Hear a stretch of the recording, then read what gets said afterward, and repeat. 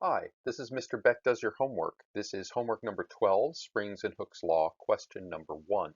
It reads, the force required to stretch a spring varies directly with the amount the spring is stretched.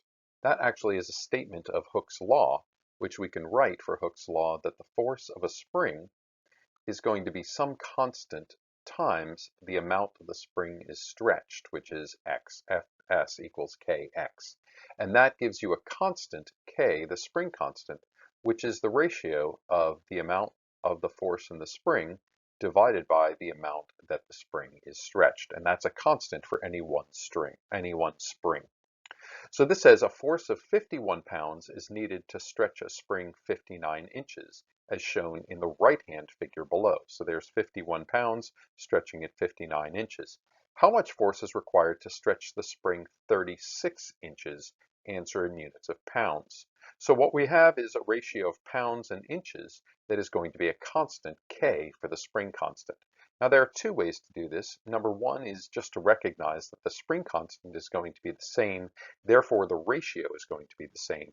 So we can solve that by saying that the initial force of the spring in the first instance divided by the stretch of the spring in the first instance is going to equal the force of the spring in the second instance divided by the stretch of the spring in the second instance. So in this case, I have 51 pounds divided by 59 inches is going to be the same as the unknown weight, how many pounds, divided by 36 inches.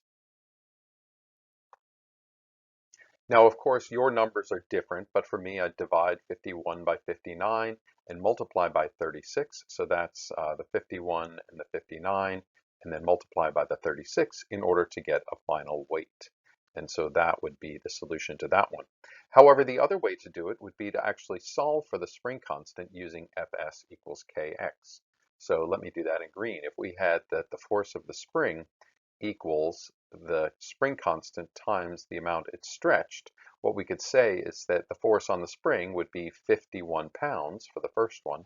So we would have 51 equals the constant times the amount it was stretched, x, which would be 59. So then I would get my spring constant equals, for me, 51 over 59, and that would be pounds per inch would be the units. So then I would have K equals so many pounds per inch. What I could then do is do F equals Kx for this situation. So I would have that the force in the spring, which is what I'm looking for, is going to be the weight.